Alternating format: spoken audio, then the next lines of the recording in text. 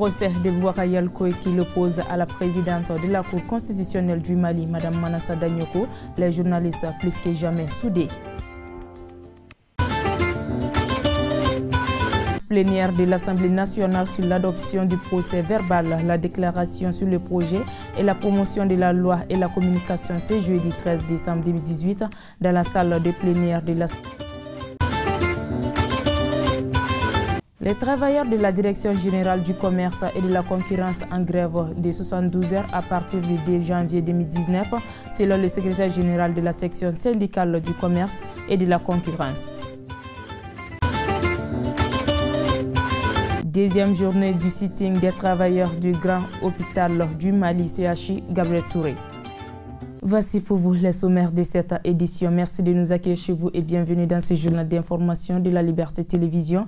Le procès de Boubacar Yalkoy, directeur de publication du journal Le Pays, qui l'oppose à la présidente de la Cour constitutionnelle du Mali, Mme Manassa Danyoko, a débuté ce jeudi 13 décembre 2018 au tribunal de la commune 5 du district de Bamako. La presse a été évacuée de la salle d'audience et le procès fixé au 27 décembre. Parce qu'aujourd'hui, nous avons assuré la défense de M. Yalkoy, qui est poursuivi pour diffamation. On essaie à l'encontre de qui? Vous étiez à l'audience du début à la fin. Nous avons estimé qu'il ne méritait pas d'être devant ce tribunal parce que ceux qui l'ont appelé ne sont pas connus.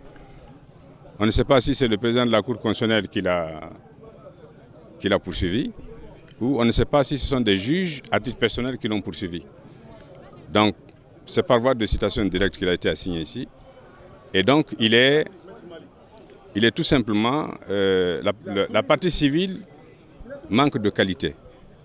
Et dès lors que la partie civile manque de qualité, le recours est irrécevable et il n'a pas à donner des explications sur sa source ou pas. Donc, nous n'avons pas de doute que, comme dans le dossier de Rasta, ce dossier aussi va faire piche. Ça va faire piche parce que il y a une tentative derrière ça d'instrumentalisation de la justice. La justice du Mali refusera de se faire instrumentaliser. Nous disons, si les choses doivent être faites, elles doivent être faites avec les règles de l'art. Dans le cadre d'espèces, le recours est irrécevable et on n'a aucun doute que le juge va constater cela et puis mettre M. Yalkoy hors de cause. Ce jeudi 13 décembre 2018 s'est tenu dans la salle plénière Modibo Keïta de l'Assemblée nationale une séance plénière ordre du jour, l'adoption du procès verbal, la déclaration sur le projet et la promotion des lois et communications. Honorable Boubacar Diankissa Sissoko, président de la commission santé à l'Assemblée nationale. Il est au micro d'Angèle Koulibaly et de Roger Kanouté.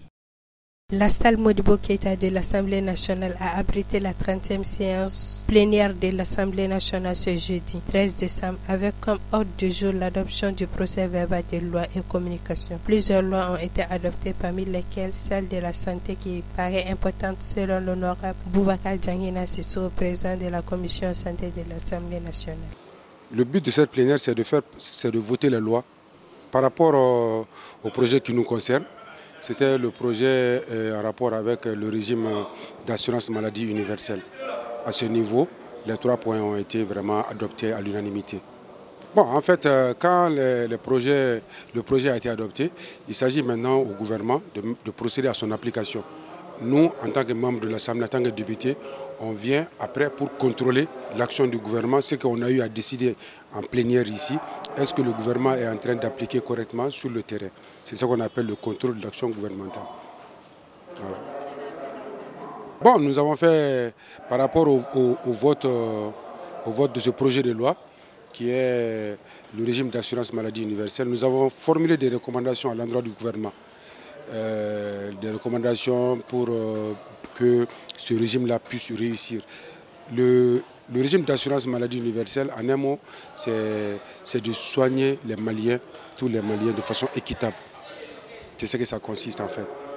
Et c'est là à travers ce qu'on appelle déjà, ce qu'on a déjà, ce qui est l'existence, c'est-à-dire AMO, l'AMO et la CANAM, les mutuelles, et maintenant il faut mettre en jeu aussi, il faut mettre également dans le même lot le RAMED. Notons que les 3 points sur la loi votée dans l'Assemblée nationale ont été adoptés. Face à un refus de la relecture des textes organiques de la Direction générale du commerce et de la concurrence DGCC et la suppression de l'assurance à l'importation, les travailleurs de la structure vont aller en grève de 72 heures à partir du 2 janvier 2019, selon le secrétaire général de la section syndicale du commerce et de la concurrence. Il est au micro de Kadiatou Guindo et de Roger Kanouti.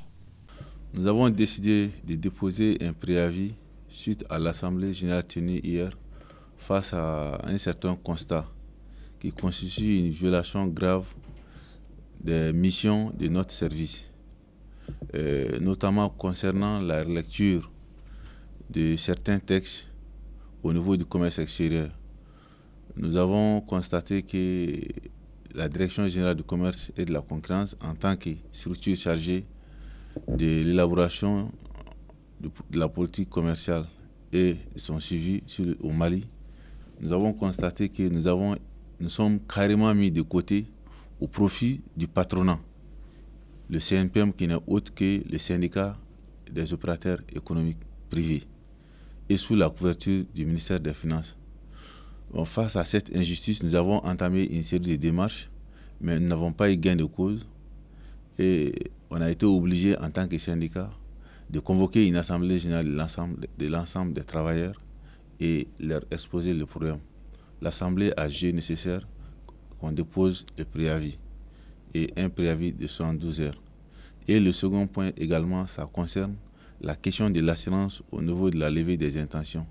Depuis 2015, il y a une violation grave et flagrante de notre décret 505 et son arrêté d'application qui fixe les conditions à remplir pour avoir une intention d'importation. Donc, dans ces conditions citées, l'assurance n'est nullement citée.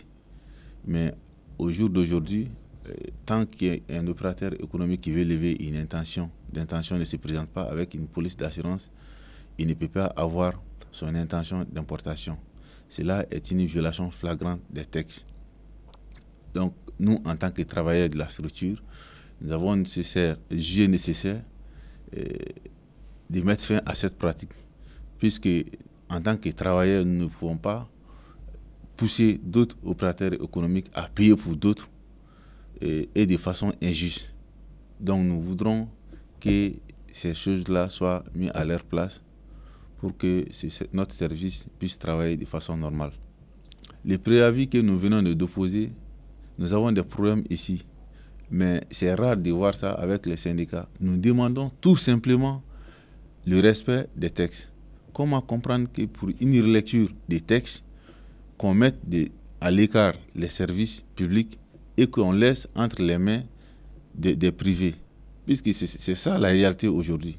Parce que tout simplement, il y a un mandat qui a été donné au CNPM pour gérer les PVI. Ils sont en train d'outrepasser ce mandat et se substituer à l'administration.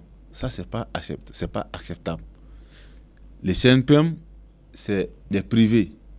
Ils défendent que les intérêts des privés. Nous sommes des structures de l'État. Nous sommes là pour élaborer les textes au nom de l'État. Donc, parce que tout simplement, il y a des individus qui ont des intérêts liés au texte, nous ne pouvons pas accepter à ce qu'on nous mette à l'écart pour qu'ils puissent élaborer les textes et à leur guise. Donc ça, c'est inacceptable. Donc c'est une situation qui interpelle les plus hautes autorités. Et je lance aussi un appel. Aujourd'hui, tout le monde crie que le Mali est en manque de recettes, que l'État n'arrive plus à mobiliser. Mais dans certains pays, tels que le Burkina, en Côte d'Ivoire et autres, l'État peut faire des recettes à partir des intentions. Au lieu de laisser ça entre les mains des privés, pourquoi ne pas prendre des dispositions pour que l'État puisse engager des recettes à partir des intentions? Et quand on regarde les statistiques des dernières années, sans risque de se tromper, on peut se dire que l'État malien peut faire une recette au minimum de 30 milliards sur les intentions d'importation. Mais on ne fait pas cela. On nous laisse à la merci des opérateurs privés qui sont en train de faire tout sauf l'intérêt des Maliens. ils sont en train de faire le bon vouloir et dans l'intérêt de leur entreprise. Donc vraiment, nous ne sommes pas là pour travailler pour des privés. Nous sommes là pour travailler pour le peuple malien. Donc nous ne pouvons pas continuer à travailler dans cette injustice. Donc il s'agit aujourd'hui d'interpeller les plus hautes autorités pour mettre fin à cette pratique au niveau de la Direction générale du commerce et de la concurrence. Les travailleurs du grand hôpital du Mali, Gabriel Touré, ont tenu ce matin leur deuxième sitting dans l'enceinte de l'hôpital. Objectif, réclamation du salaire du mois de novembre, mais aussi une bonne gestion hospitalière. Amadou Maïga, secrétaire du comité syndical du CHU Gabriel Touré, il est au micro d'Angèle Koulibaly et de Roger Kanouté. Nous sommes sortis, nous sommes en sitting tout simplement parce que les contractuels de l'hôpital n'ont pas bénéficié de leur salaire du mois de novembre. Leurs cotisations INPS ont été coupées depuis 6 mois et également leurs cotisations pour le hameau n'ont pas été versées par notre structure. Voilà l'objet de notre sitting. Nous allons continuer ce sitting tant que ces contractuels n'ont pas été mis dans leurs droits. Les jours à venir, nous comptons déposer un préavis de grève et au bout de 15 jours, si nous n'avons pas de satisfaction, l'hôpital va aller en grève, tout le personnel, y compris les contractuels. Voilà, c'est tout pour cette édition. Merci de nous avoir suivis et bonne suite des programmes sur la Liberté Télévision.